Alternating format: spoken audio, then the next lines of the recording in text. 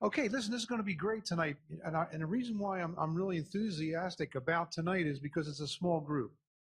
I spoke at Microsoft's consortium, and there was 1,500 people there, and there wasn't a lot of room for interaction.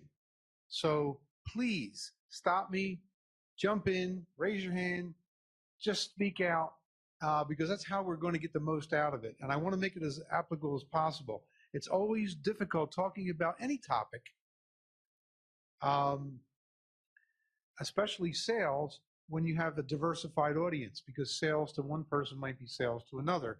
But we'll try to stay on a generic route and try to get as specific as we can. So we're gonna move ahead. Now let's see if I can operate this. Oh, okay.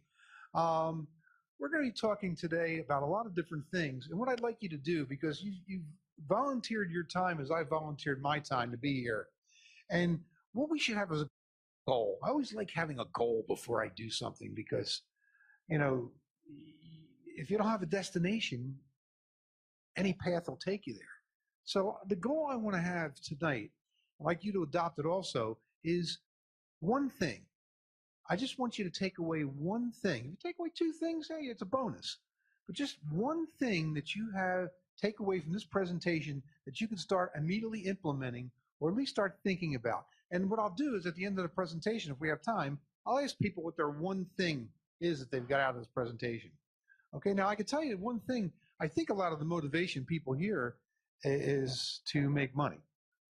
Am I wrong? Is there anybody here that doesn't want to make any money? Okay. Well, there's a story about, do you all know John Paul Getty? The story of John Paul Getty?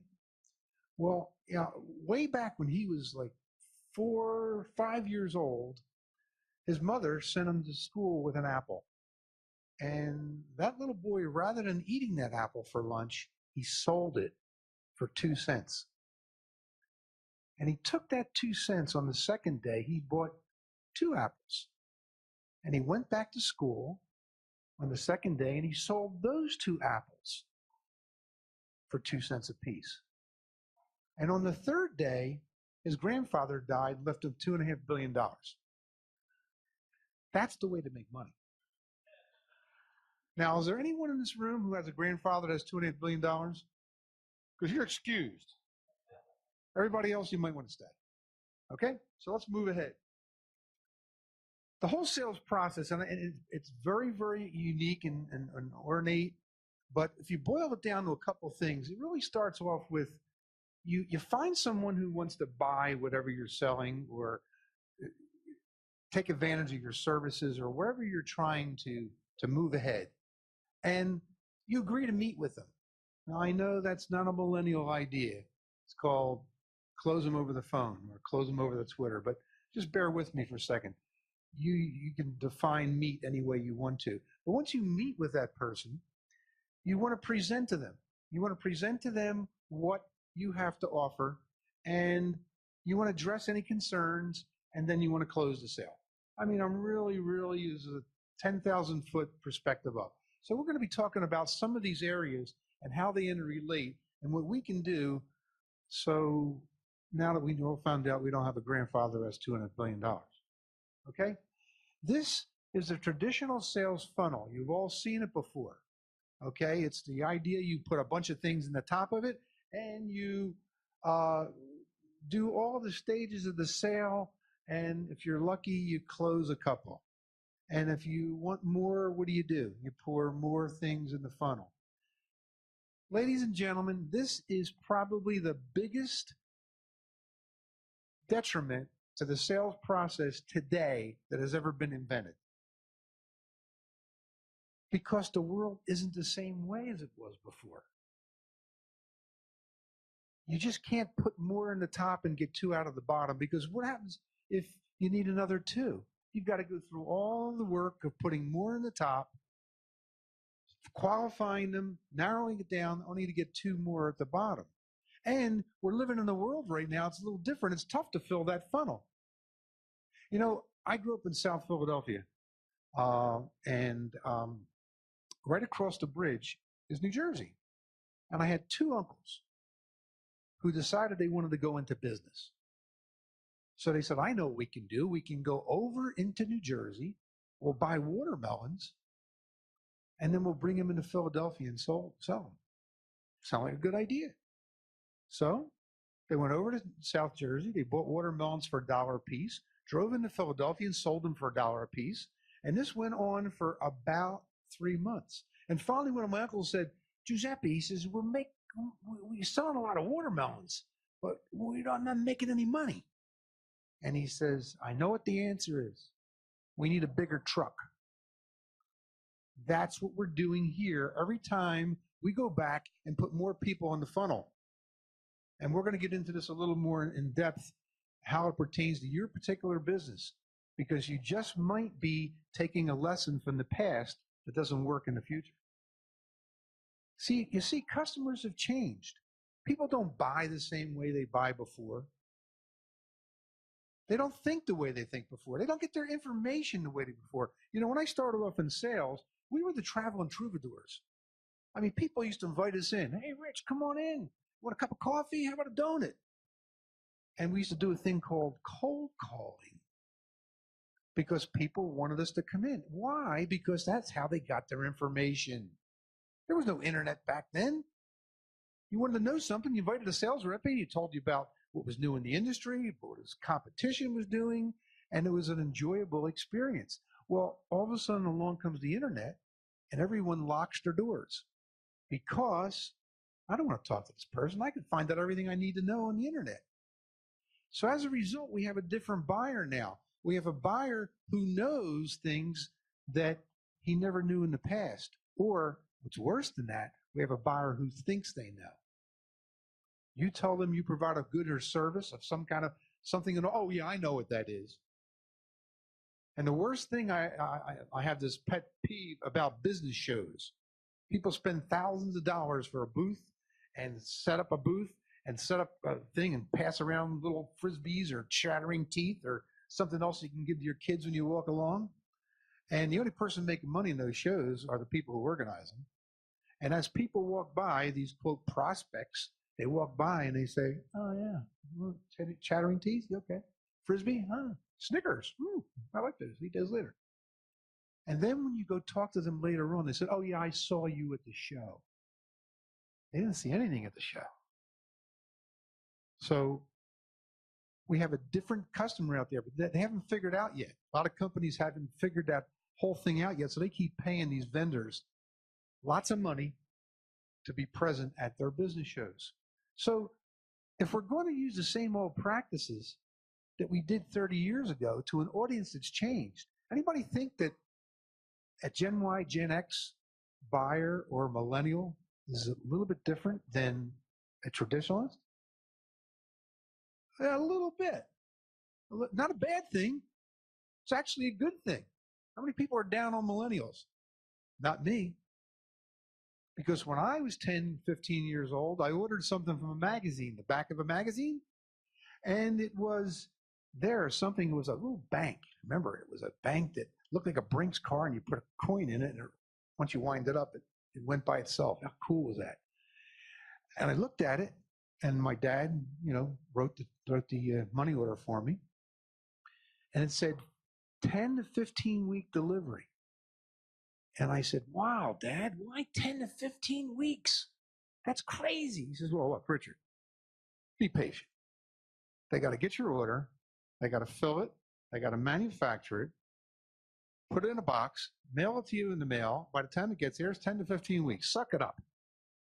And I grew up with the idea of, well, that's the way it is. Suck it up. And then one day I remember the car broke down. We were out in a restaurant, and my dad called for a cab. And they said, we'll be there in 45 minutes. I said, 45 minutes, Dad? I want to go home.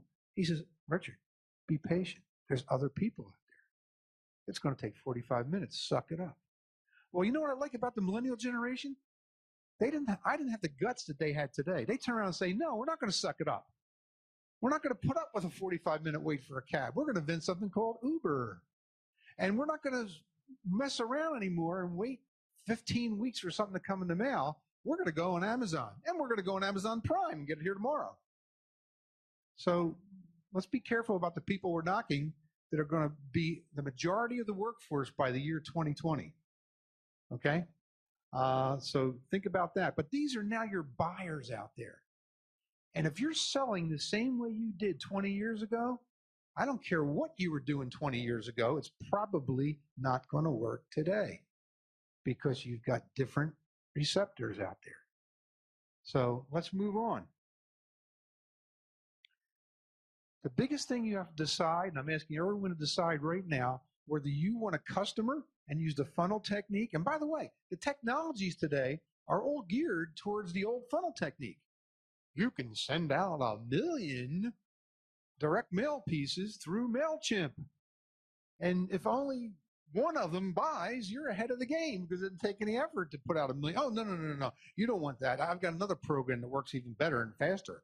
And I've got one that works even better and faster. But they're all revolves around mass marketing and mass selling to get a small result.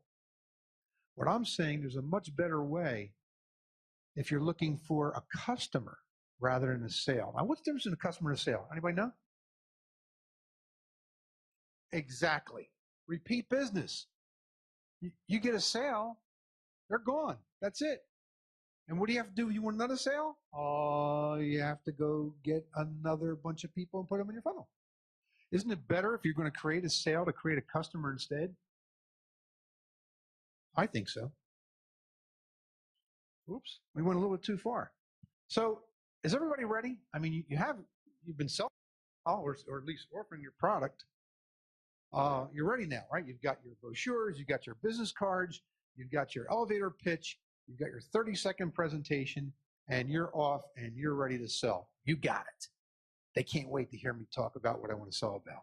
And I'm saying, stop. Stop. Just stop for a second. Because you're about to give a 20-year-old presentation to someone who doesn't have the same buying acumen as the person 20 years ago.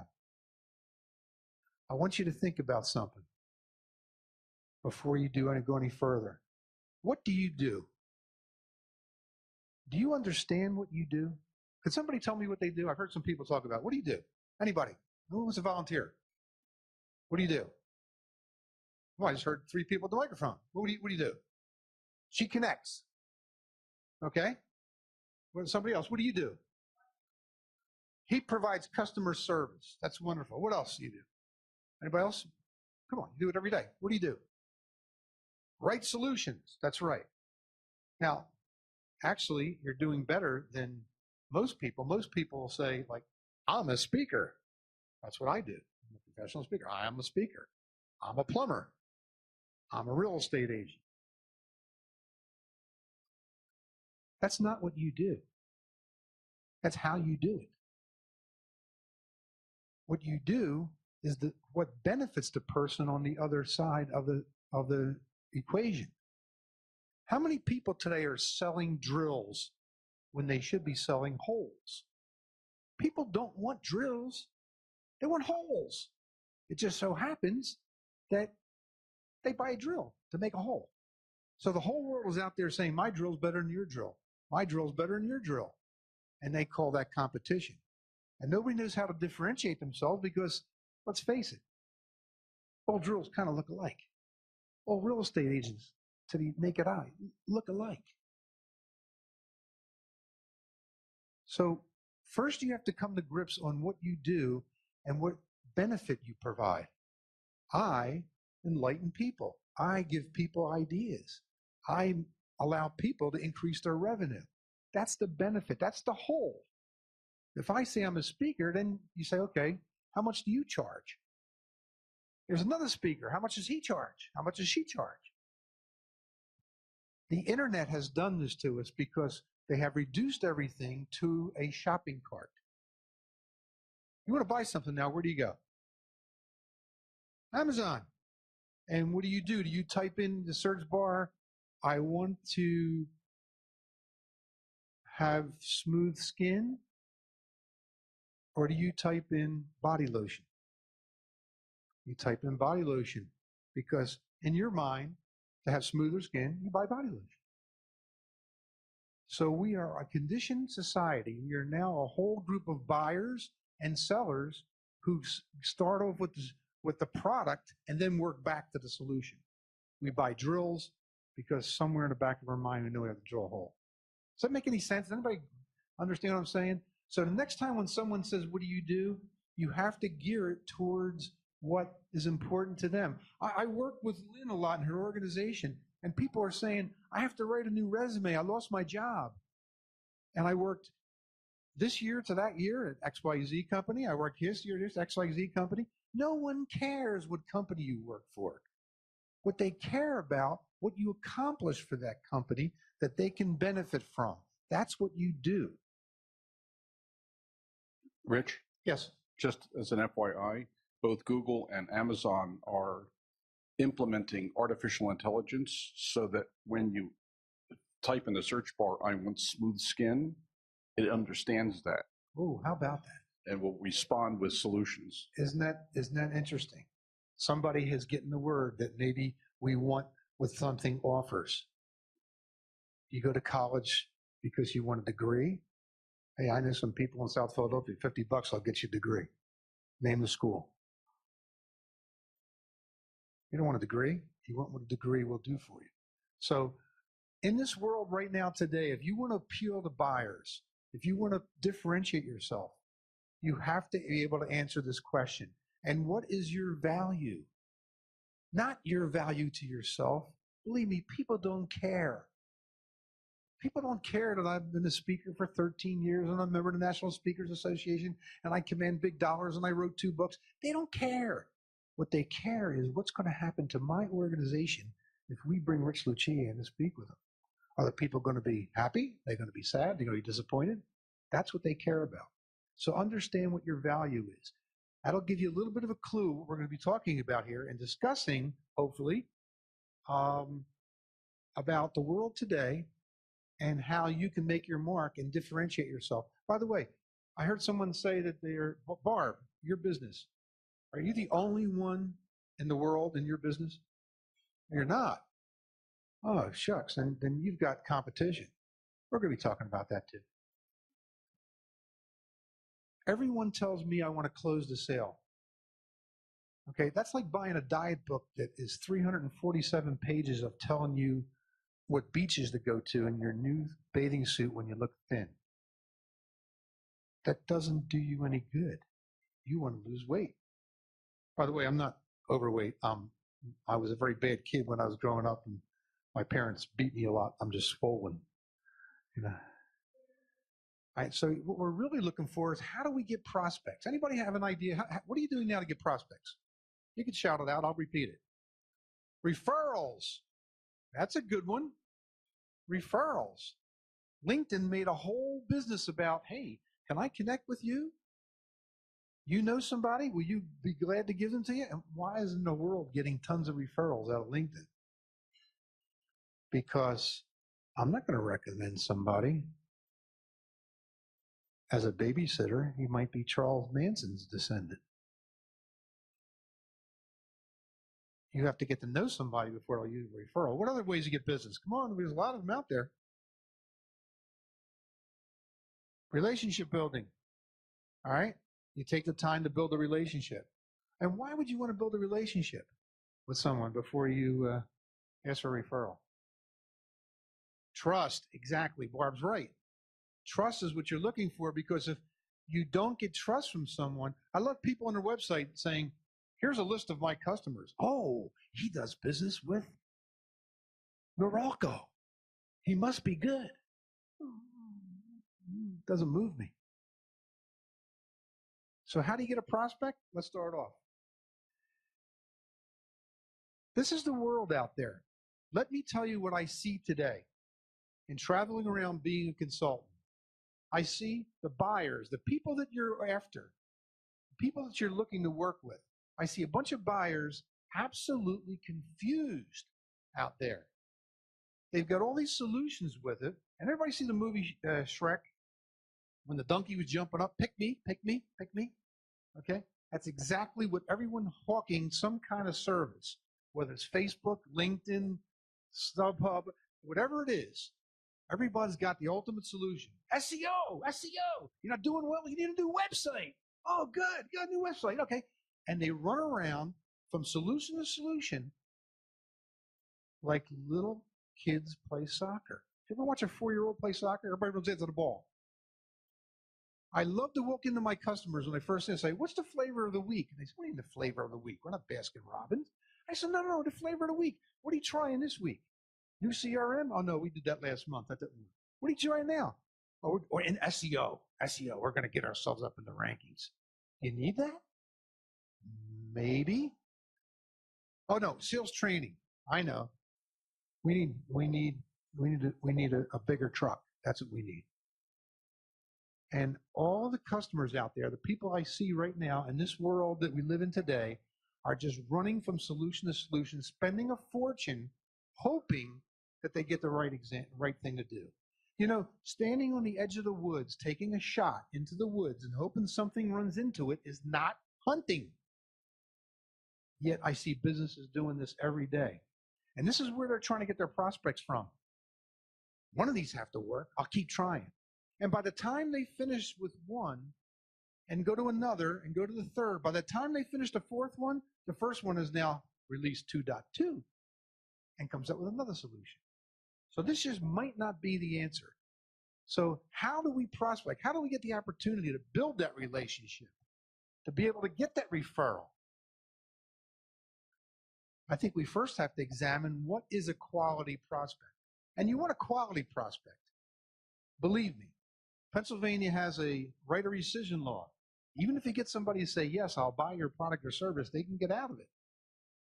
Where are my realtors who have somebody sign a deal? How many days do they have before they can get out of it? 3, 10 sometimes, depending upon the size of the operation. So what you want is a quality prospect. You don't want to waste your time on someone who isn't a quality prospect. So how do you find a quality prospect? Well, let's define it. A quality prospect is someone who has a need for your product and service. You'd be surprised the amount of people who use that old funnel theory and say, if I ask a bunch of people to buy my product or service, I'll surely find one. Why do you want to do that? Why don't you build that cylinder next to it and find someone who absolutely has a need for your product or service? That's a quality product, characteristics of a prospect. How about values your ability, as we talked about before? Someone who says, you know what? This is the kind of person I want to do business with. Well, if you're just taking a shot in the dark type approach and hitting a mass of people you don't know, they have no idea at that point about your abilities. And you're just hoping that somehow or another they'll differentiate you.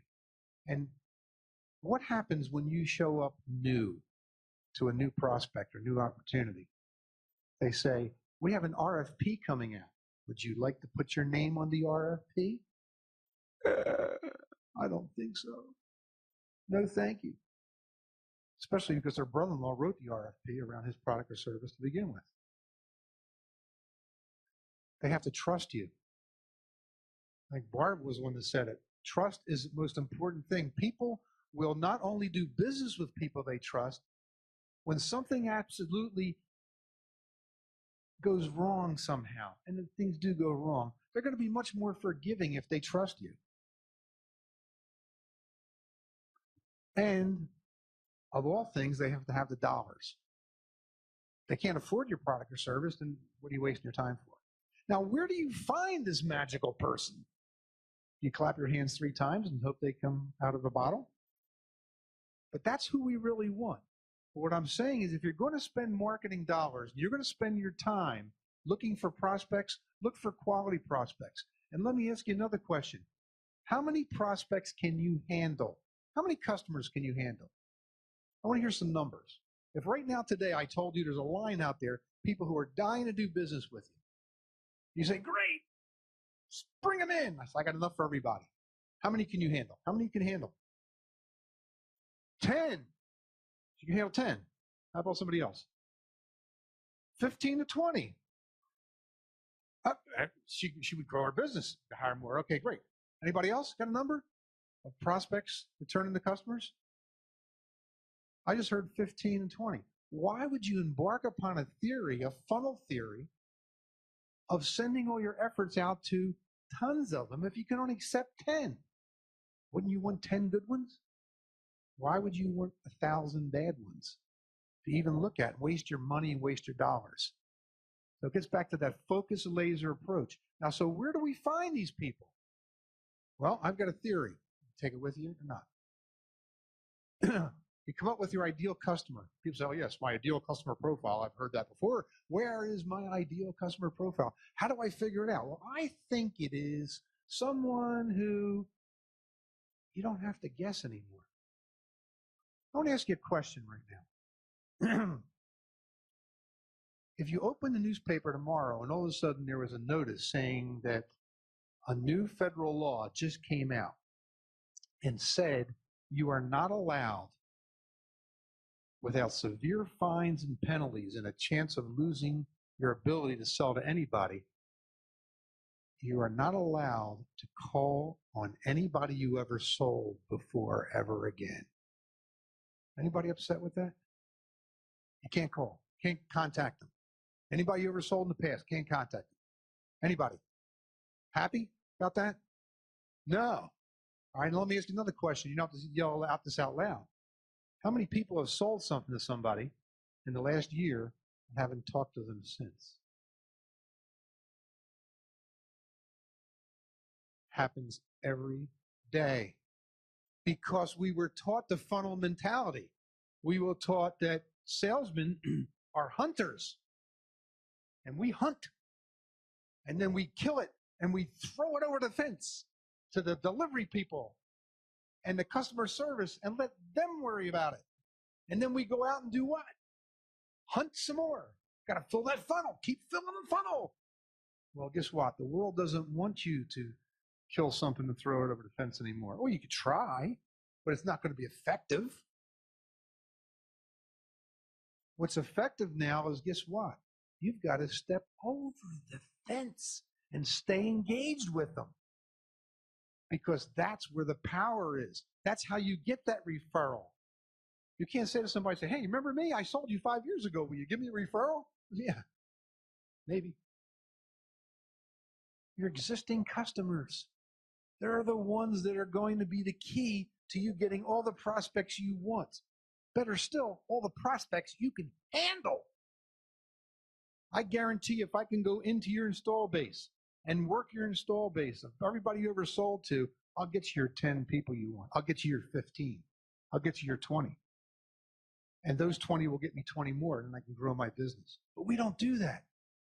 We're a slam, bam, thank you, ma'am business. We're in and we're out. Because that's the way we were taught.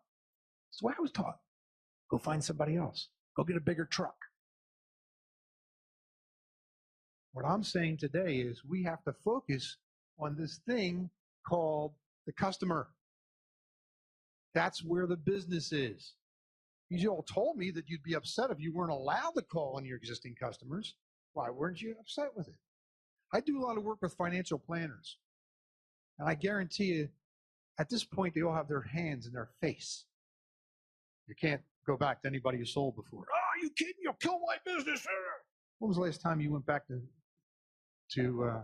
visit your customer you did estate planning for? Oh, 3 years. Because they were doing the funnel game. That's where the gold is. The gold is where the customer is. Now, you can choose any of the wonderful tools to keep in touch with them. And by the way, realtors, please, I'm not a realtor, so I can say this. Don't think sending me a card on my birthday that says, Dear resident, our records show it's your birthday. Happy birthday. Hope you're having a good one. I love that. Someone really wants to get close to me and keep me close to their heart. Dear Richard Lucia or current owner. Doesn't do it for me. So what do we do to our customers? How do we keep them close to us? Believe me, you've got to learn this if you're not doing it. Unless you're just not doing it because you don't want to. If you don't want to, don't do it. But you won't get the benefit of one of the best places to find new prospects you'll ever find in your life. Group your customers your existing customers into groups. Some are plumbers, some are electricians, some are whatever they are. But put them in groups and take a look at them and see elderly people. He said old people. We're not old. We're experienced. That's what it is. Or as my daughter says, close to the dirt nap. By the way, any of you have teenage children? My teenage children just gave me the greatest idea in the world why she needs to get a license immediately, even though she's only 15. She said, because Dad, I'll be able to drive you to bingo. It's a scary thing. Group your customers into groups so now you can understand where your business is coming from and say, wait, gee whiz, it looks like my best customers seem to be blank. You know, I get looked at crazily. I work with a lot of companies around the country. And the first thing I do is I look at their when I start questioning their sales process and their strategies, and I tell them, you need to fire that customer. What? Fire a customer? You kidding me? I said, yes, you do. This one's draining all your time, your resources. These are the people who don't pay their bills. These are the people who ask for delivery quicker. They're a pain in the neck. Anybody have a customer they ever sold to who's a pain in the neck? Let him go. He says, I'd let him go. He's a smart man. That's probably because he's under 40. Way younger, twice under 40. They will drain you. But we weren't taught that way. We were taught that bad breath's better than no breath at all. So we go for it. So you group them first to find out exactly who are the best ones and which are the ones you can provide the best service for. Ask them this question. Why do you work with me? Do we ever do that after a sale? No, we don't. We take our money and we run. And we try to find the next one. Why did you work with me? And they'll tell you, well, because you really cared about me. You took the time to explain everything to me. You got me a good return on my investment. You did exactly what you said you were going to do. Thank you. Thank you. I really wanted to know that. And you know what? You know that and they know that, but they don't know it until they say it. There's something about saying something out verbally that really brings the light. Anybody here married more than 10 years? 15 years? 20 years? Okay. Do you love your spouse? Do they know it? Did you ever tell them that lately? Oh, good. You're ahead of the game. I wish somebody told me that before I got divorced. By the way, I swear that one of my ex-wives has that app. You know, I said something to her, and in 10 seconds, she had a lawyer right there. Okay, so you ask them why they worked with you. That will have them verbalize what you do that's so well. That'll have them verbalize what your value is. And you know what? Whatever they say, the next time somebody asks you what you do, you tell them that. I get a large return for people's investment. That's what I do. That's what you do. Don't count on me to think that through. Like, I can make a good investment and get you a really reasonable lot in a great location that's going to have a good return somewhere down the street. No.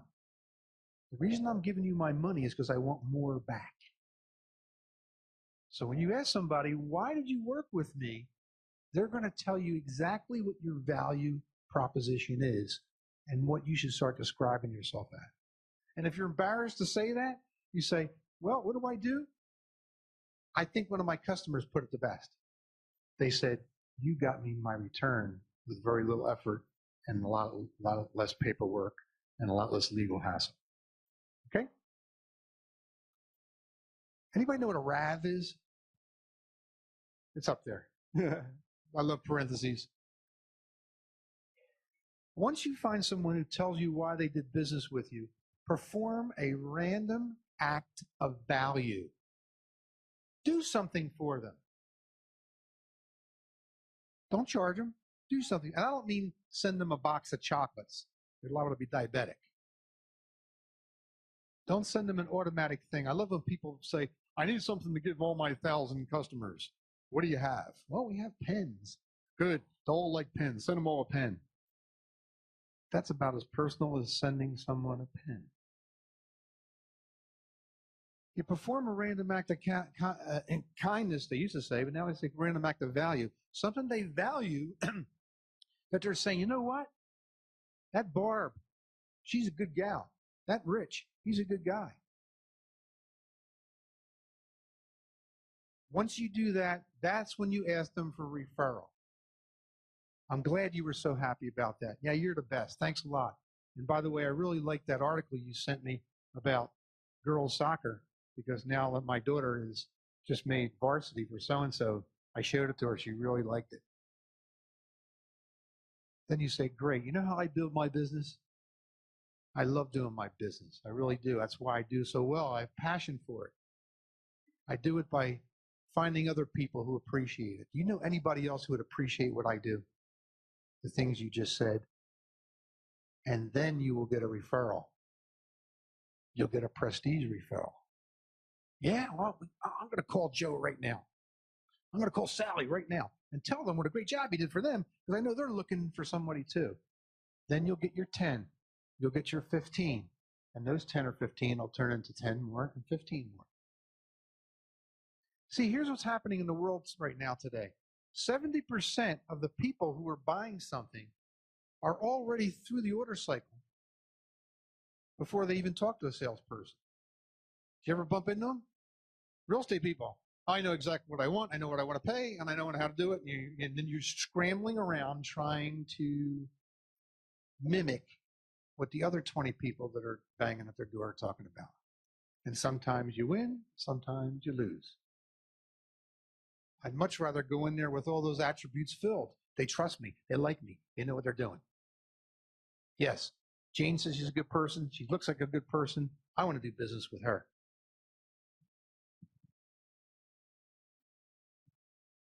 This is the secret, though. How much do you know about your prospect? Right now, anybody sold somebody in the last 6 months? You did. Okay. Male, female? What? Several of each. Okay. Can you tell me what their hobbies are? Few of them. Can you tell them if they have any children? Can you tell me what the ages of children are? Can you tell me what those children do that impress their parents? No. Oh, no, I'm sorry. He says no. Okay? What I'm saying to you is you have to step over that line of delivering customer service. Get to know your people really well. A random act of value is you then categorize them. And by the way, you want to spend a lot of money with the CRM that has nothing to do with customer relationship management, by the way, or the latest software that automatically brings things in and puts in pie charts and bar charts of your forecast and probability of close. Knock yourself out. All you need is a very well up-to-date database or an Excel spreadsheet to write down things that are important to your clients. Not something that you think that's important to them you picked out of a catalog. Something that's really important to them. What's their passion? I love wine. Spend a couple bucks, go out and get a copy of the Wine Enthusiast magazine, find an interesting article, and send it to them. Just with nothing there, say, here's an article. Will you recommend me to somebody? No, you just did it because you're a nice person. What do you do with your friends, by the way? You have friends? Everybody here have friends? I got a few. Yeah. And if my friend's interested in something and I happen to be stumbling across it, tonight, I got a buddy of mine who refurbishes houses in the city of Philadelphia. He's a small contractor. He buys houses and fixes them up somewhere between $200,000 and $750,000. That's what he does. He's a good friend of mine. He did work on my house. I love him. His name is Mark Coach. Wonderful guy. Quality work. I'm standing here. I bump into Clint. He just got up and said, I'm looking for people that can do that. Whoa. What did I say to you before on the way up here? I said, let's connect. I'm going to get that card, his card, and I'm going to give it to Mark, and Mark and him, I'm going to put two of them together. Why? Because that's a random act of value I can do for a friend. That's what I do for a friend. Suppose you treated your customers like friends. It just might work. And it'll work a whole lot better than MailChimp or any direct mail piece or any Twitter account or any Facebook ad or any Google ad. You don't have to smack people up to get their attention. You just have to relate to them. So how much do you know about your prospect? I'm saying I'd spend all my time right now. If I only had 2 customers right now, I would know when they breathe. Now, that's something about aggravating them. But form a relationship. Your job is to walk around in the community. We do it here. You'll come here so you can interact with each other because there's value to that, and there sure is. And that's a great organization. It's why I speak to the organization like this. I think it's a wonderful thing. Why don't you do it with your customers? Why don't you interact with them? Because that's where the gold is. Because they flock together. I guarantee you that someone that you've made a real estate investment with you and spent their money either have friends or know people that do the same thing. And you can get their business and impress them. Okay? Rich, may I say something? Sure. One of the things I actually like to do is whenever I have business in a particular area, if one of my other customers is in that area, I specifically put it in my schedule for 15 minutes just to stop by, just to say hello in person when they say, oh, what are you doing? Literally, I'm just here to stop by, see if you're having any issues. Well, How's your day let me going? ask you a question. Aren't you afraid that they might think you care? Actually, interestingly enough, when I said old people, I do not do house calls anymore because what I do is cybersecurity work. And so the very few customers that I actually have, I've kept them because every time I go to their houses, they're extremely pleasant. They always offer something to do, and they're fantastic hosts. And so it's more like I'm just visiting my friends and taking care of whatever their issues are. That's great. And he generalized. He did say old people, but keep in mind that there's not a one-size-fits-all. You try that with a millennial, and they're going to say, thanks, I don't need to see you right now. Yeah, why didn't you text me before you start? Or you didn't have to come at all. Just tweet me. Besides, I don't even want to talk to anybody. I'd much rather hide behind whatever. But you get my point. He's doing a wonderful thing. He picked out his audience because it's point number 1. Categorize them for who they are, how they, and you know, people say, how do you know how to sell to somebody? Anybody got an idea? Come on. How do you know how to sell to somebody? Rich, I want to come back to the comment that Denise made about millennials. Yeah. And of course, you and I are in the same era, shall we say. But the younger, we've had folks in this meeting let's call them in the 20s. Mm-hmm. And exactly your point, they literally do not want to talk to people. Mm-hmm. They want texts or emails or smoke signals or something, but they literally do not want to talk. And I don't know how to overcome that, even through the review process. So maybe you'll get to that tonight. Yeah, I can answer right now. If they don't want to meet and talk with you, don't meet and talk with them. Ooh, what's that all about? You can spend a lot of effort trying to get someone to operate the way you want to operate or the way you think they want to operate. Well, why do that? Operate the way they want to operate. Make believe you're dating. When I was dating, I asked my wife, want to have dinner? She said, yes. It was my wife yet. Want to have dinner? She said, yes. I said, where would you like to go? I kind of like Italian food. Well, then let's go to an Italian restaurant. I didn't say, no, you don't like Italian food. What you really like is Chinese food. We're going to a Chinese restaurant. I'd still be single now. Okay? I wrote a book called The 180 Rule, and we won't go into it right now, but I'll be glad to, if you send me an email, I'll be glad to send you an electronic copy. It's a quick ebook that talks about this. We're actually self-sabotaging ourselves sometimes when we do things. Okay? But the point I was making here is that if we want to role play a little bit, Tell me what's happening with your customers so far with the material we covered. We're going to get into competition and things like that, but I want to hear from you the things you're hearing from people when you try to close that sale. Anybody? I'm going to nominate Tom. So Tom. Tom, get up to a microphone. You're going to role play now. And speak into the microphone, please. And it's not wet socks. You're going to sell wet socks. Now you're the customer, and I'm you. Okay, good. Tell me how you doing today. I'm doing great. Okay, what's on your mind? Well, so which role am I playing? You're the customer. I'm the customer. You're the person I'm trying to sell. Okay. I'm doing good today. Yeah, and how are you getting along with that project you're working on?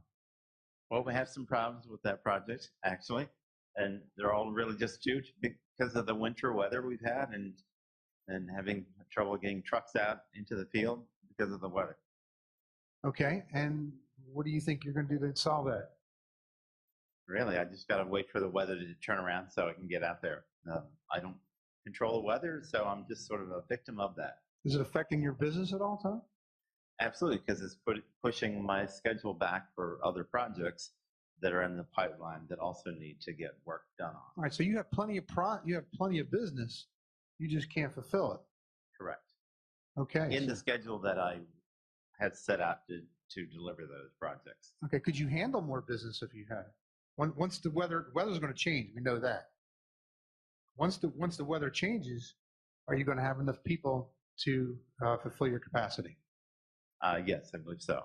You will. Yes, because a lot of those people are on staff already, and they're sort of doing, I'll say, some make-do work until we can fully deploy everybody. All right, so you have all the business you can use right now. Right now, yes.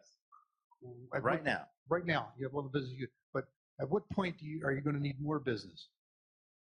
Well, certainly as we, go through those projects and they get closer to completion, we're going to need to sort of gear up for the next 6 months and the next.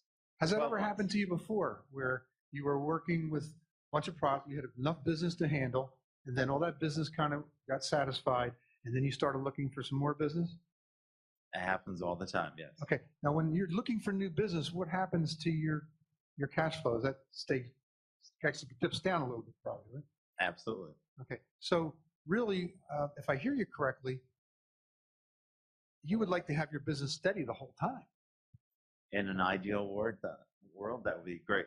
Right. So are you looking for what are you doing to try to keep that business sustained so you don't have those valleys? It's actually kind of prospecting through those clients, through existing clients, and finding other clients that fit in the same kind of work that we currently do. Tom, I talk to other people like you, and I hear this all the time because your comments are pretty normal. And what they have found successful is that they don't wait until their business is almost completed from a delivery standpoint to start looking for new prospects. They're looking for prospects constantly on an ongoing basis, even if they can't handle at the given moment. So the valleys aren't as defined. Have you thought about doing something like that? It's just, yeah, I have. And how'd you make out with that? And all the times that I think of those are when I'm behind the 8 ball. You're behind 8 ball. So really, if there's anything you don't need any help with the trucks or delivering or doing, you're good at that. Yes. So you probably use some help in smoothing out those valleys. Absolutely. Okay.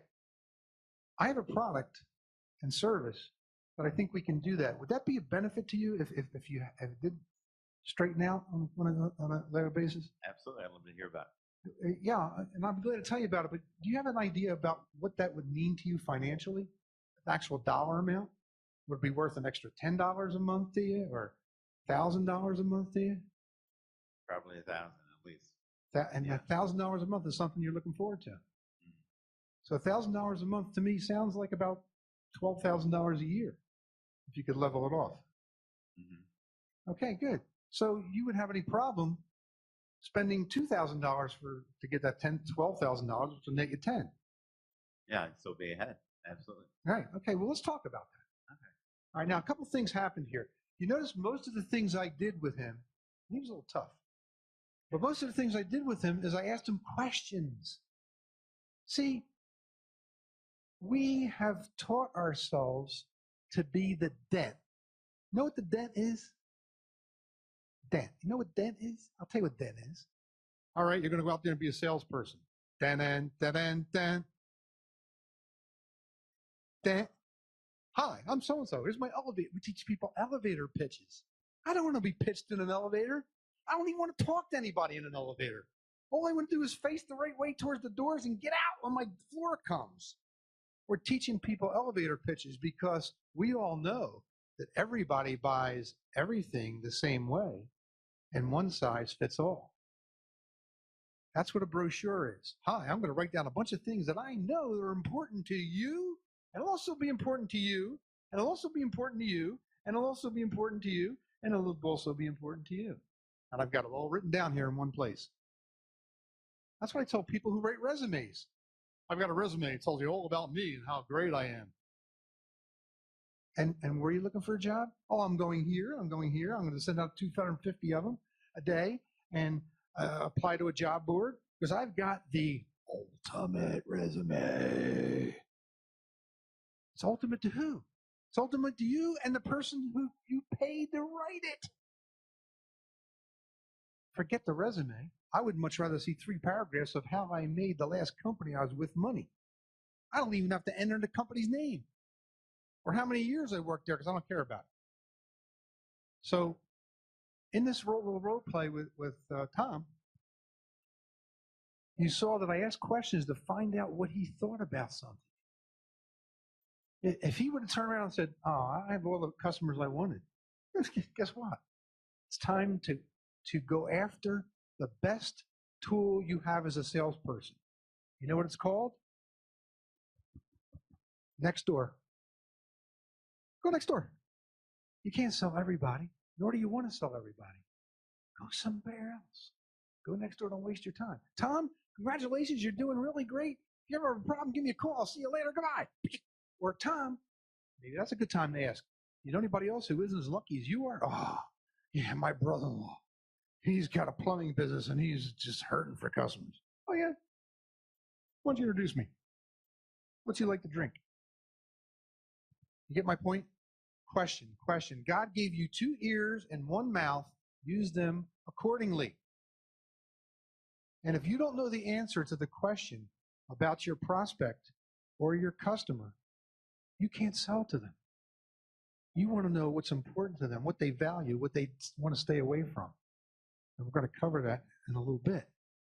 Okay? Does anybody else want to give me, if you don't want to stand up at the microphone and do it, that's formally the role play because we're all nice and comfortable in our chairs. Bonnie, why don't you step up? Go ahead. Come on. She's not shy. You know what? I like the way Don picks volunteers like when I was in the Marine Corps.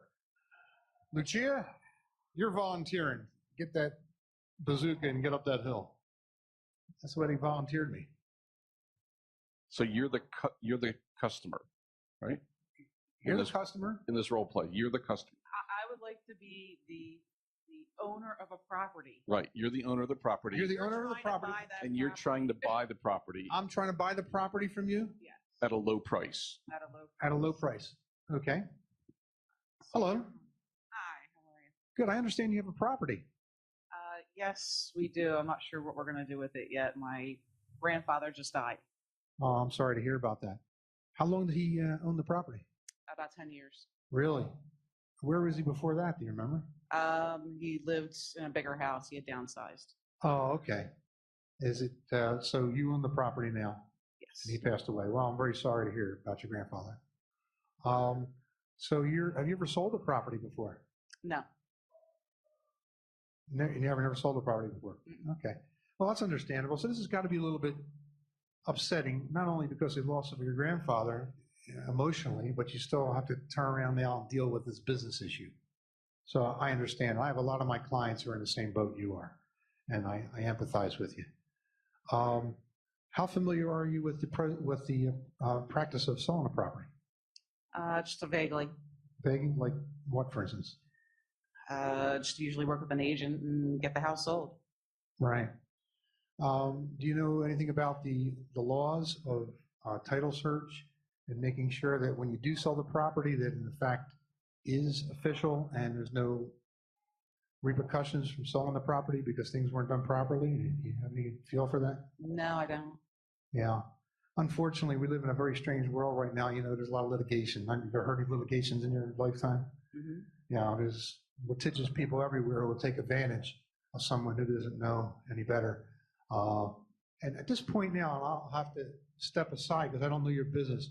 But at this point here, you want to name 3 or 4 horror stories without being too crazy. And when I say horror stories, I don't mean like, well, there was a lady once who did this and that. No. Mention some things that they don't know. And by the way, this is a good sales technique for everybody in the room. If you're trying to get past somebody who thinks they know what they're doing, mention something that they don't know, something they wouldn't find on the internet. I tell financial planners now that if you give a seminar on how to retire wealthy, you'll get nobody to show up. You'll get a bunch of plate lickers, they call them, to have a free meal. But what do you see them popping up with now? Come to my Social Security seminar, because Social Security is not well known, and you have to go into a government website to try to find out something about Social Security, and guess what? It's not easy. So therefore, you are going to be an expert in direct proportion to how much people think they know or how much they think they could find out on their own. So at this point in our conversation, to get back to our role play, I would mention 3 things that you know because you're in this industry that would say, oh, boy, I really don't want to be involved with that. Write a rescission. This can go wrong, that can go wrong. I'll tell you the one to use in financial planning because I just came from a company that does it in the West Coast. Woman, husband's passed away. He left all his money to her, very nicely in a will for her and her 3 children to go to college, and she's set for life. She remarries. Her new husband is a property value, equal equity property state like Pennsylvania. He divorces her and takes half the money, and only 1.5 of her kids can go to college. She never knew that. If she would have known that up front, she would have set up, her husband would have set up his will so that nobody could take any money out, and it would always stay with her and the kids. So I don't know what the sequel is in your industry, but find something that would make somebody say, ooh, I don't know about that. Oh, I never heard about that. You know what? You're the one to help me with that. Okay? Because what you're selling now is peace of mind, an end of confusion. Yeah, she wants the money. The other agent is selling, I'm going to sell your house and get you top dollar. Keep in mind, we're not agents. There's a difference between agents and then real estate investors, and we don't have licenses. I understand. But there's something that happens in a real estate investment that if I got involved in it and it went wrong would really drive me crazy. Correct? Correct. Have you seen or heard anybody, a real estate investor who has got somebody to invest with them and they've really messed it up? I think everybody has horror stories along the way. All right. Label those horror stories. I'll tell you a secret as a speaker. You see the RAV? I asked you if anybody ever heard of RAV, Random Act of Value. Mm-hmm. I made it up Friday. You didn't know that. You said, oh, he's got knowledge about something. He saw Toyota RAV4 sitting in front of him and decided. Hey, it's lucky it wasn't a Stingray. You get my point? At that point in the conversation of the role play, I would bring up something, just ask them the question. They'll say, well, you know what? Some little old lady from Pasadena lost her shoes and no. I just say, did you ever heard of this? Have you ever heard of that? The more things you can tell your prospect where they say, I never heard that before, makes you an expert. Does that make any sense? No. Okay. Lynn. With her LinkedIn thing. Lynn, I don't need you. I make my own LinkedIn profile. And Lynn says, do you think it's going to draw more traffic where people are going to then click on one of your links and take them someplace else? Is that what it's supposed to do? Yeah. Do you know how to do that? No. I do. You get my point? Now, I guess my next question would be, when you finally, if you do go out and you do see a property and you've gotten the rapport built with the person, Mhm. when you approach them back with an amount for an offering, that seems to be typically where a lot of things start going downhill. Right. Better approaches on that would be helpful. Okay. I did a little bit with Bob. It's been a while, Bob. Tom. Thanks, Ralph. I did a little bit with him. You always want, you don't want to talk past the sale, but you want to make them put a value on the end result. Because we're conditioned, you know, did you ever watch it? I call him the ugly American. I traveled over in France. I saw these ugly people from America just absolutely haggling with people over price. Not because they wanted a lower price, but because it was sport. It's like a car salesman. You know, you walk in and see a car you like, everything's good like that, and you're happy with the car, everything's good, and they say, oh, now I'm going to beat them up a little. So what do the car salesmen do? They quote you a higher price, let you beat them up down to the price that they would have gotten more before. Get back to your question. Always, I start off by saying, gee whiz, this is the kind of investment. What kind of return were you looking for? If you get to what kind of return you're looking for, it doesn't matter what the price is. You know, it's almost like when I shop for a mortgage on my house. People say, well, how much do you want to spend on a house? What kind of mortgage are you going to get? You give me a 0.5% mortgage on a 30-year mortgage, I'm going to buy a $2 million house. You give me a 10% mortgage, and guess what? I'm down to $350. So have them state what kind of return that they're trying to get by selling that property, whatever the case may be, and then give them the amount. And they say, well, that's much more than I wanted to. Rich, let me help. The business that Bonnie's in is to find somebody who we would call a very motivated seller. Right. So if they're really, really motivated, that's the person. That's her ideal prospect. Mm-hmm. If they're not motivated, then they're not motivated to get to her price. The other point is, I don't go through a real estate agent. Yeah, I don't know who comes up with the price first, you or the prospect. We ask them first always, and then what they're happens? looking to get out of the property. And then what happens? And then we do an evaluation to figure out what the ARV after repair value would be for the house.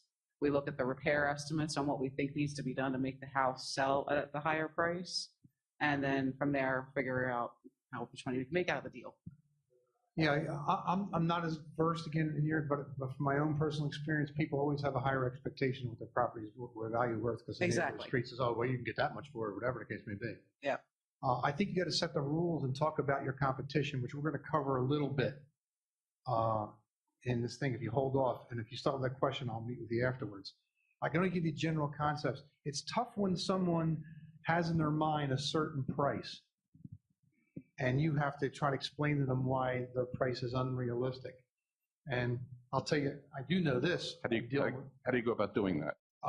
What you have to do is sometimes you might have to wait a little bit because they've all heard the horror stories of the real estate agent. When I sold properties, a couple houses I've sold in my lifetime, and the agent says, oh, you can get $750 for this easy. And I said, great. I said, what's your commission? They say 6%. I said, no, I don't want to pay you 6%. Oh, that's the standard 6%. No, I want to pay you 8%. You're going to pay me 8%? Yeah, you got a deal.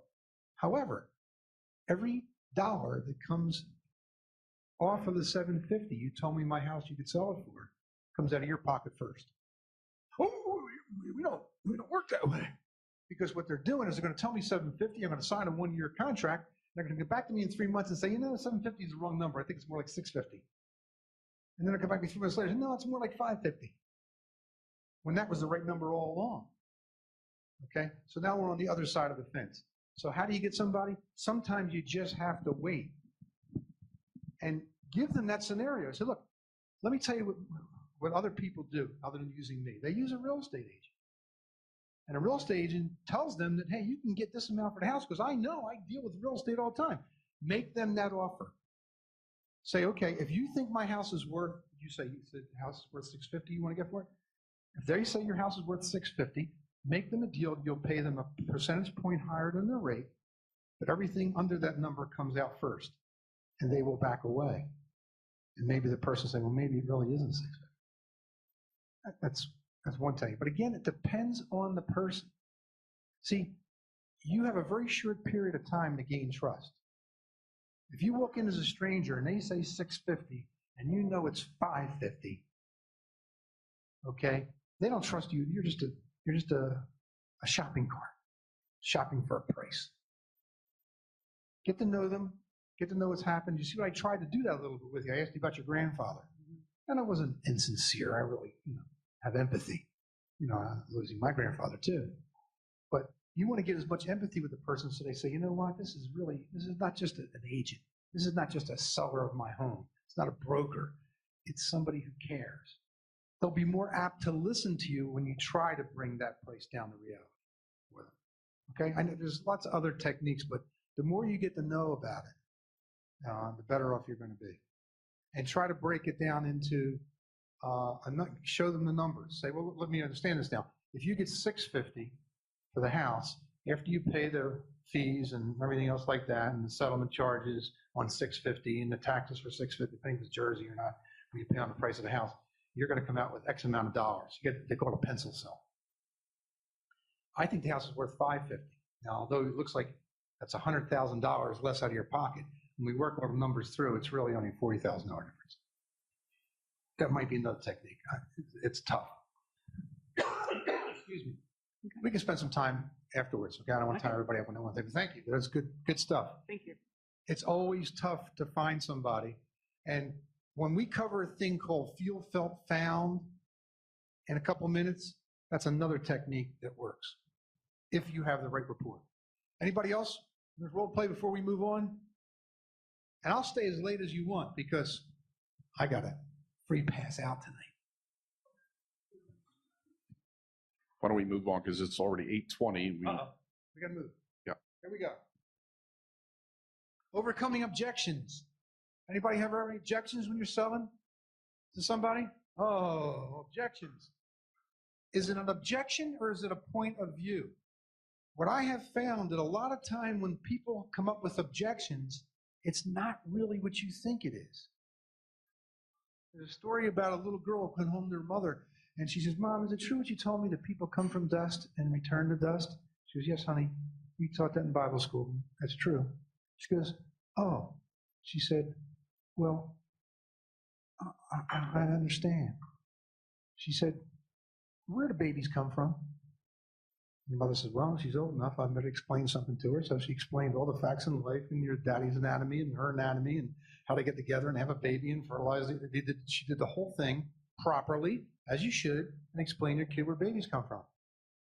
And she looked a little puzzled. She says, sweetheart, you look a little puzzled. What don't you understand? She goes, oh, my friend in school came from Seattle, and I was just wondering where I came from. Sometimes when we handle an objection, where we think we know that it's a real objection, but it's really what I call a focus point. And that is where someone's coming from in their perception, like the little girl. This came from one of my clients who's a manufacturer of fittings that go in the end of hoses for oil fields. And their salesmen say, yeah, I go in there and make a presentation, and they come by and they say, that's not right, I disagree, they handle objections. How do I overcome these objections? And I say it's a focal point. It is really a focus point. If you give the same presentation to a CEO as you would to a safety engineer, as you would to the purchasing people, as you would to an assembler, they're different buying points.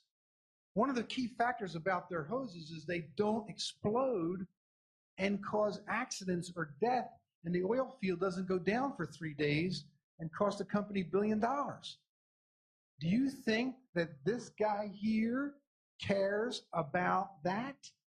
He just wants to know whether he's buying it for $1 cheaper. So handling an objection here and telling him, yes, but you can save lives and save money. He don't care. This guy would care about that. The safety engineer absolutely would care about the safety. And the assembler, he just wants to know whether it's easy enough to put it on the end of the hose. So sometimes an objection, we do what that little girl did. We jump to conclusions and we automatically try to handle things when someone says, the price is too high. One of the things I would say is, what do you mean by that? We'll see. What do you mean? What I mean by that? Means that I think it's worth more. Okay? So let's move on. An objection is not an opportunity for moral combat with somebody. Some people say, yeah, I sure talked him down. You're wrong. You don't have to do that. You're wrong. You want to be told that wrong? You know, one of the things of being a good salesperson is you have to know what it's like to be a buyer. I'm going to give everyone your homework assignment. This weekend, go to a car dealership. Okay? Go to a car dealership. I don't care which one. Unless it's one of the high-end ones like Tesla. Walk into the car dealership, glance at the salespeople standing in a bunch in a corner, then glance at a car and turn your back on the salespeople. And wait.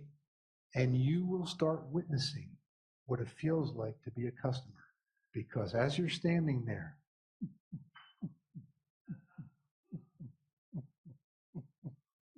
they're about to pounce on you. And can I help you? And that's what it feels like to be a customer. You don't want that feeling to be anywhere near anybody you're selling to. Okay, so you have to avoid that. Here's the objection. Let's do it step by step. Step one, be sure you understand. When someone says blah, blah, blah, blah, blah, what do you mean by that? Even if it's so obvious to the world, what do you mean by that? Because they might mean something else. They might mean, where did I come from? My friend came from Seattle. Their point, your focus might be different. Step two, you say, okay, I understand, price is too high. Anything else stopping you from doing business with me? And they say, yeah, also this.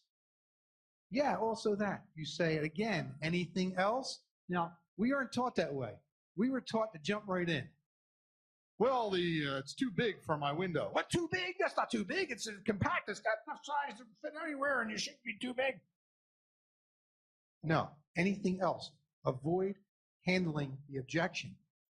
Get them all out, because statistically it shows that the first objection people come up with isn't the real one. It's always the second one or the third one. Right, Cody? Okay. So you say anything else? At step three. And if they exhaust it, no, that's about it. You sure there's nothing else? No. If these things weren't there, would you have any problem buying? Oh, yeah, of course. Air conditioner didn't fit in the window. I want that big noisy thing in my window. I wouldn't have any problem with it. Good. This is the fuel felt found I was telling you about. Old as the hills. You probably remember it from Sandler. And it still works today. It's one of the few things that stood the test of time. If you tell somebody they're wrong, it doesn't fly. Don't tell me I'm wrong. The only time something works when you tell somebody they're wrong, if they're unsure of their facts. If I say, gee whiz, a Jaguar can go from 0 to 60 miles an hour in 17 seconds, and they say, no, you're wrong with that. I'm going to say, really? What is it? They say it's really 22 seconds. Okay. Because I don't know it. But if someone tries to tell me something about my profession and I'm wrong, or you tell a buyer they're wrong, don't forget they might be the person who made the decision. You know, you really made a big mistake 2 years ago when you did the stupid thing you did. Okay? Fuel felt found is you listen to somebody with empathy. Isn't it amazing how the word listen keeps coming up? Listen, listen, listen. You listen to them and you say, gee whiz, I understand how you feel. Because the objective of a salesperson is to get that wall that's between you and the customer or prospect and break it down. Because they expect you to do certain things. They expect you to say certain things. You've knocked the wall down. I say, I understand exactly how you feel. You know what? Do you know Joey Bag of Donuts? Do you know Joey Bag of Donuts? No, I don't know Joey Bag of Donuts. You know what? He felt the same way you did. He felt that his house was worth more than it was. Okay? You sound exactly like him. Matter of fact, I'm looking at you and I'm hearing Joey's words coming right out of your mouth. He felt the same way you did. But you know what he found? He found when he went to a realtor and listed the house, 6 months later, they were telling him to lower the price all the time. Now, who took the credit? You didn't say that. I didn't say that a realtor was going to do that. Joey Bag of Donuts did it. He has a lot more credibility than you do at this stage in your relationship. Later on, you'll have more credibility than Joey Bag of Donuts. Okay? So feel, felt, found. Just remember those words. I understand how you feel. Because they're expecting to put the gloves on. Well, you know, I don't like the color red, and that color red is just too ugly. What do you mean? That color red is the hottest thing in the world. Everybody's up this color red. This used to be new color red. It's new cherry red. It's the biggest thing. Like you talk to the New York designers, they don't do everything in this color red. It's a great color red. That's what they expect you to do. But you don't tell them yet. You say, really? Anything else? Anything else? You know what? I hear what you're saying about the color red. You sound exactly like so-and-so. He felt the same way. But you know what they found? They found that this would be the case. Oh, really? They did? Not, I'm telling you, you'll find that out. They found it out. See the difference? Try the feel, felt, found. It works. It really does. But again, getting back to that listening thing. So here's the objections. Really simple thing. I'll summarize it. You can read it. We're pressed for time, so we're going to move on. I call it kung fu listening. Anybody get in a fight here? My fighting days are over. Yeah. But let me tell you something, when you're in a fight, someone comes at you with a point, and you come at them the same way, you're going to get hurt, and they're going to get hurt. Nobody wants to get hurt. You use kung fu. What's kung fu? Someone comes after you, you go, yeah! And the weight of their aggression goes right by you, and they fall on their face. Kung fu listening is where you listen to diffuse what they're talking about. Sometimes people just want to diffuse. It took me 2 marriages to figure out. My wife came home with a problem. She doesn't want me to solve the problems. She just wants me to listen. It took me, lost everything I owned twice to figure that out. That was a very expensive deal. Listen to understand. Well, let me understand. What do you mean by that? Because you might be talking about something, and they're talking about whether the kid came from Seattle or not. Listen for empathy. When you listen to somebody, guess what? It makes you very empathetic to their situation. And that's what they want. People want listeners. I remember years ago when I dated somebody, what happened? Gals, when you dated a guy, well, he said, hi, I'm Lucia, and I into scuba diving, and I do this, and I do that, and I do this, and I do that, and I do this. And Nick goes, yeah, that's right. And I walk away, hey, nice girl, really nice girl. What'd she do? Just listen to me. Gain for credibility. If you listen, your credibility goes up. Because, hey, this person really cares about what I think. They're not trying to prove me wrong. Not trying to put ideas in my head that I don't need. And that will gain trust. Because we said we have to build trust. How do you build trust?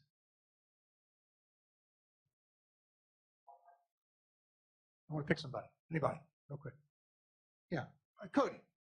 Cody, listen, you should trust me. Let me tell you why. Because I'm a great guy, and I've been in business for a long time, and I know how to do things, and you don't because you're just a young kid, and you're still learning, and I've already been around where you are, and therefore you should trust me because I know what I'm doing, and I've been doing it for a long time with a lot of other people like yourself, and not quite as young as you because they don't know what they're doing anyway. But you should trust me because I have the authority and have been around for a long time. Do you trust me? Not at all. But if I try to get his point of view, he'll say, yeah, that makes sense. I would question the heck out of that person. Why? All about selling the house, all about trying to get rid of it, why they think the price is higher, and stuff like that. But we're off the topic, okay?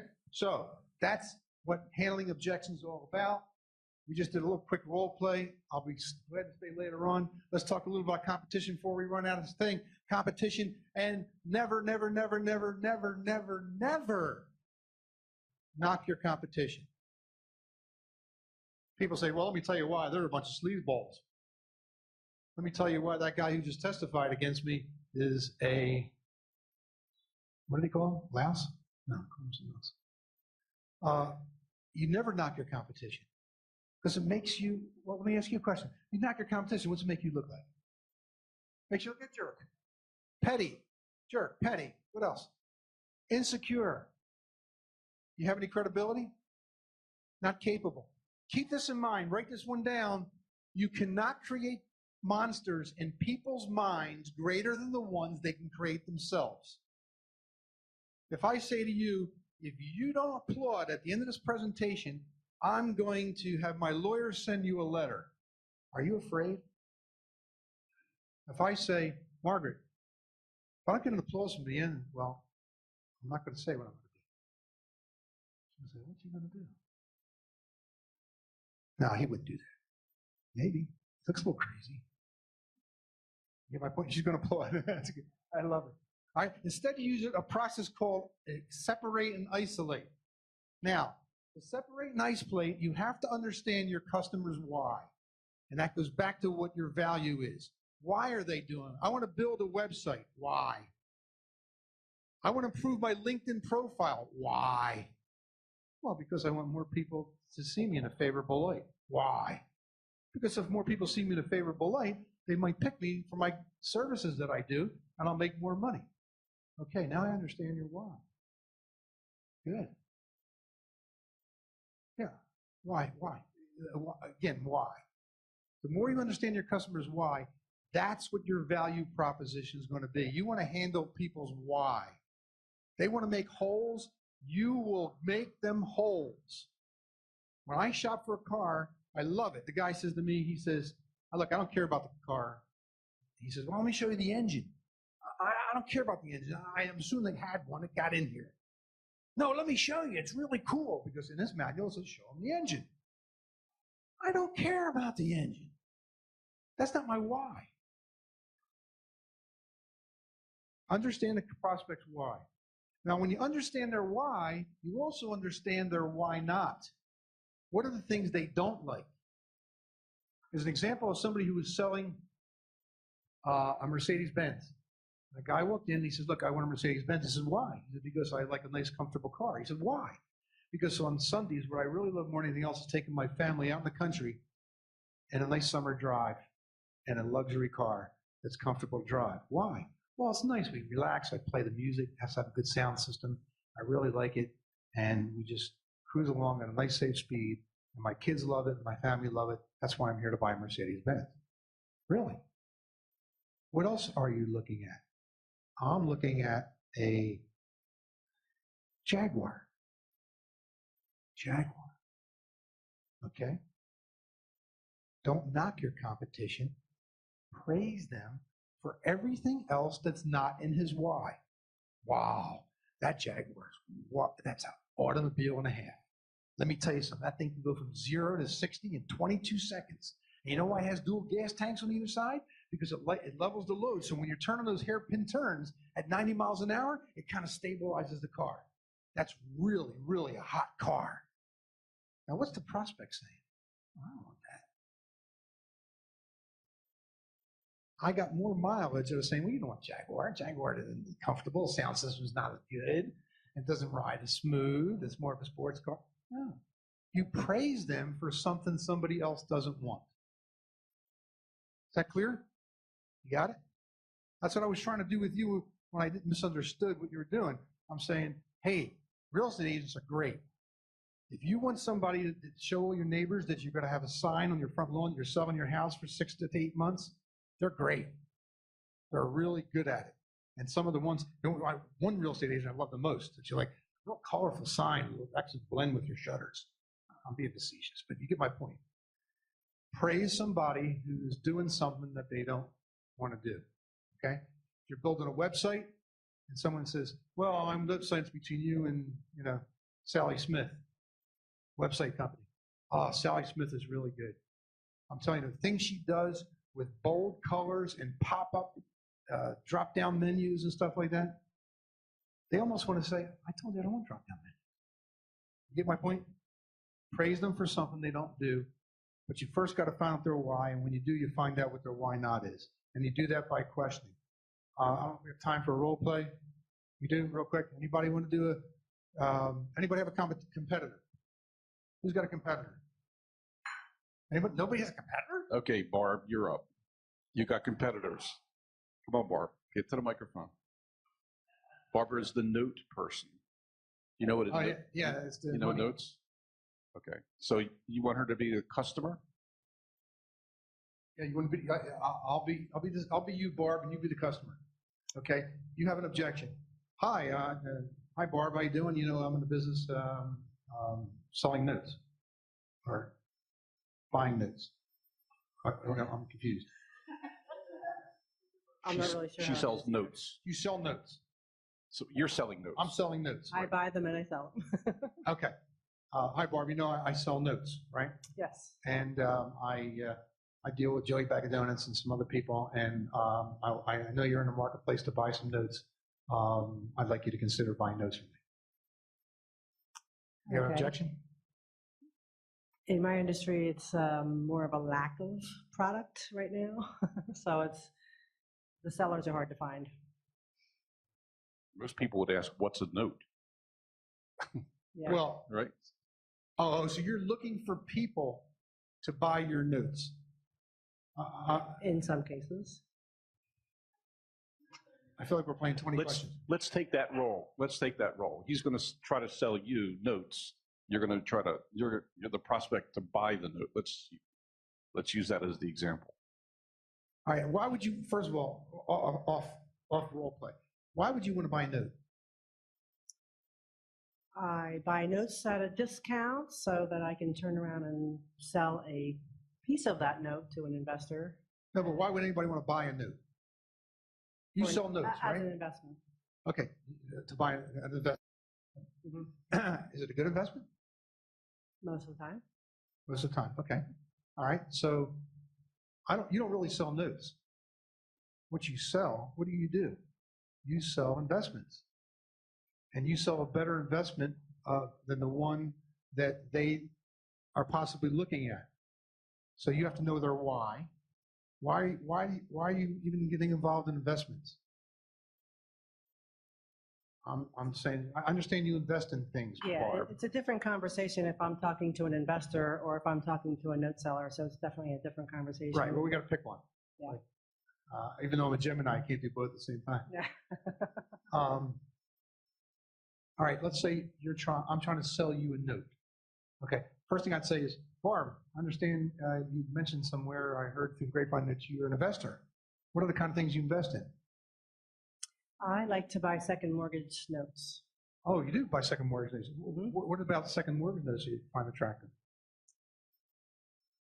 I can spread my risk out over multiple geographic regions, Mhm. buy them at a cheaper price, and usually have much better returns than buying first. And I don't have to babysit the escrows for taxes and insurance. All right, so I hear three reasons. I hear spread your risk, get a good return, and don't have to invest a lot of resources in managing the whole process. So that's really as important to you. So you wouldn't even think about an investment that didn't have those three qualities. I would, but I would think a little bit harder about those. You think, all right. So right now today, you've got some disposable income that you're thinking about investing. So would you be more inclined to stick with the three things that are really on your criteria for investing, or would you want to spread some risk and do something a little differently? If there's availability, I would rather stick to my core. Right, okay. What makes you pick one note seller over another? I'm just curious. That is definitely relationship built and referral basis. I don't want to buy from just anybody because you can really lose your shirt. Right, so you check out referrals of people. Yes. Do that. And people you have notes with. You know what? You sound exactly like my other clients. They tell me the same thing. And they feel the same way you do. And I think you're smart doing that. You know, I'll bet you, because we both travel in the same circle, I bet we know some of the same people. Absolutely. Yeah. It's a small community. Who do you trust the most? Do you have a name of somebody that if he said to you, this was a good investment, you trust him or trust her? Yeah, there's a few on the list, yes. I'll bet you I know them. Mhm. Got one? Dave Van Horn. Dave. I know Dave. Matter of fact, we did business about a year ago. This is what we did with him. You know what you want to do? Do me a favor, if you get a minute. Call Dave and ask him what he thinks about me as selling you a note and the experience you had. Because I'll tell you, you're absolutely right. I wouldn't do business with anybody. You're absolutely right. Oh, sometimes people think salespeople's job is to cram something down their throats that they don't want. And how slick you can be in saying, yeah, let me tell you why I got to. Hey.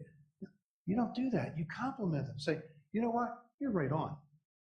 I see people that feel the same way you do. You know, I don't think I have a client. No, I don't.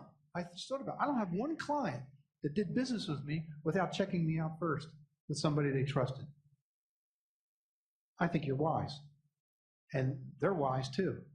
And that's how I built my business. I've been in business now for 8 years. 8 years.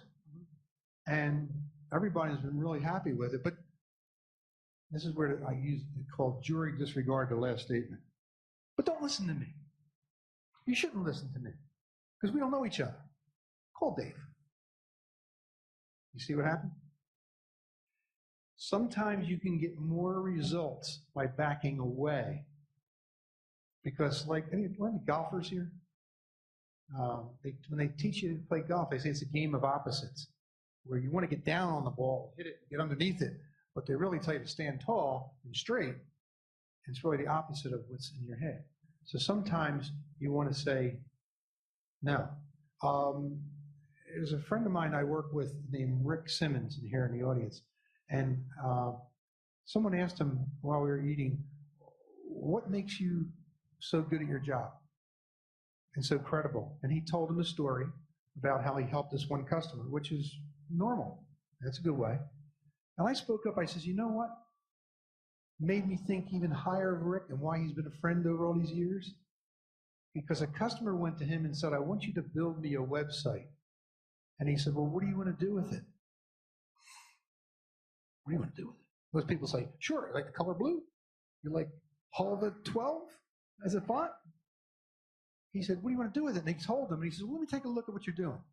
Rick went in there, investigated what he was doing, and you know what he told the customer?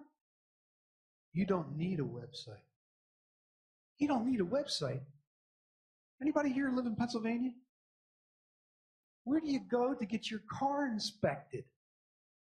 You drive into a auto mechanic place and say, is there anything wrong with my car? That's like me when I was single saying, you have to date Italians. And I'm here. You get my point. Okay, we're off topic. I always feel like we're rushing through this, and I apologize, but there's so much to this whole world of selling and sales. But you know what it's all about? It's all about human interaction. If you go on my website, there's a blog called Don't Train the Person Out of the Salesperson. We hire salespeople because they have good rapport, they have good relationships with people, they can build trust, and we hire them all, and then we send them away to training, and they come back and they say, hello, Mr. Prospect, let me tell you a little bit about my company. We started off in 1922 in a little cabin in Des Moines, Iowa. I don't know what happened to you. They took everything away from you. That's not who I hired. For some reason or another, you are all good at the things you do, and all of a sudden we put the title sales in front of you, and you think you've got to do something different. You think you have to learn how to be a salesperson. Don't. Don't learn to be a salesperson. Be you. And if you're genuine, and you're you, and you take the time to listen, people will buy from you. Okay? All right, real quickly, if we have a minute, shout it out because we don't have time to go around the room. One thing you got out of this presentation. What? Wait, a performer rap. Very good. That was Friday's deal. You go ahead. Peace of mind, end the confusion. All right. What else? Mike, what did you learn? You, Mike. Yes. There's got to be something you like. I'm going to start calling names. You're active listening. Okay. Tom? Find their passion. That's right. Repeat that. No, not you. Oh, people are... Rich. Sorry, Rich, please repeat I'll repeat it. Because we can't read. People are 70% through the order cycle by the time they get to. You're already too late if you're there once they've made up their mind to go in a certain path. That's it. Repeat that, please. Ask people why they chose you, and that's your value proposition. It isn't what you think of you, it's what other people think of you. I think I'm a heck of a speaker, but it doesn't mean spit if everybody in this room goes to Don and says, I want my $10 back. That's what really counts. It doesn't matter what you think, it's what they think. Because you ever hear the golden rule? You know what the golden rule is? People who have the golden rules. They rule. That's what Don's question. If someone doesn't like the way you're doing something, don't do it. Don't do it. That's simple. Colleen, what did you learn? Quantify the objection. That's right. Ask them why. Make sure you got it on target. Ask them why again. Ask them why again. You can keep asking them why until they totally exhausted. And you know, sometimes during that process, I've seen customers say, well, no, that really isn't a big deal. Never mind. Well, that really isn't a big deal. Never mind. Susan, what was your one thing?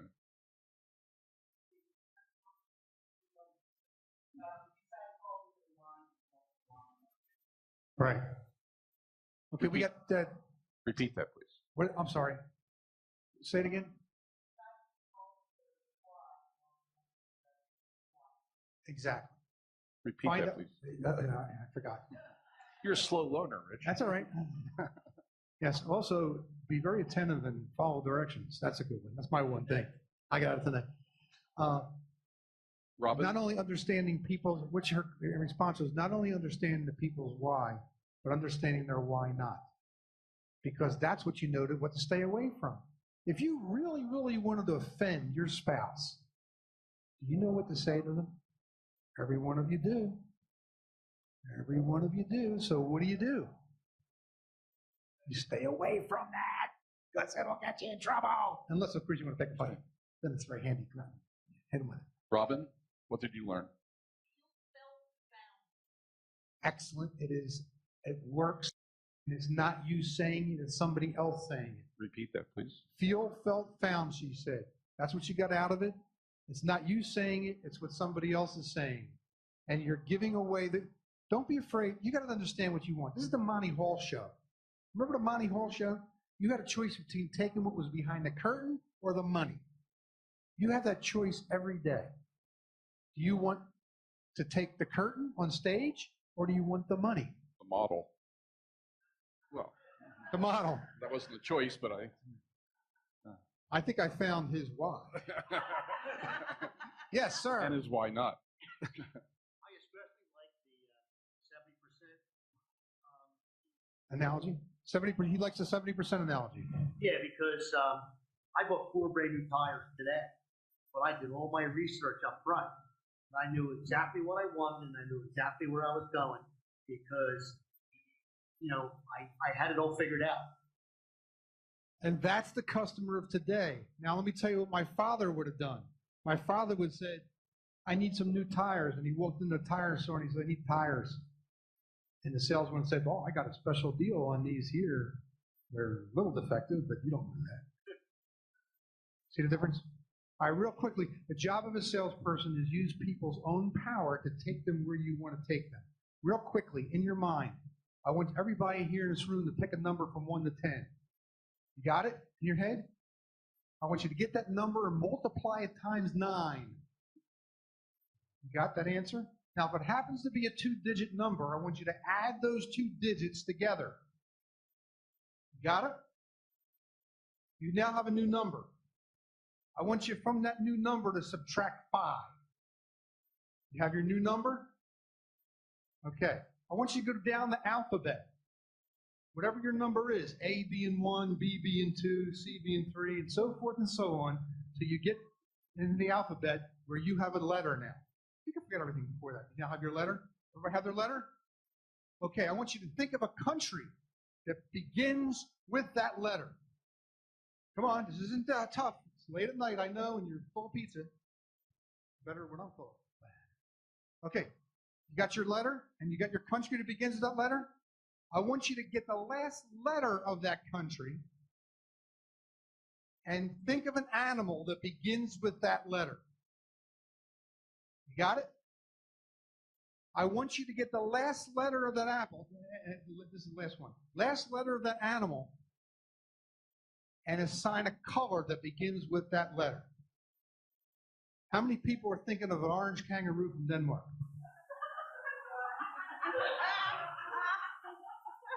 I just took a good bunch of you somewhere where you didn't know you're going. I thank you very much. It's been a pleasure. Thank you very much, Rich. Let's give Rich a round of applause, please.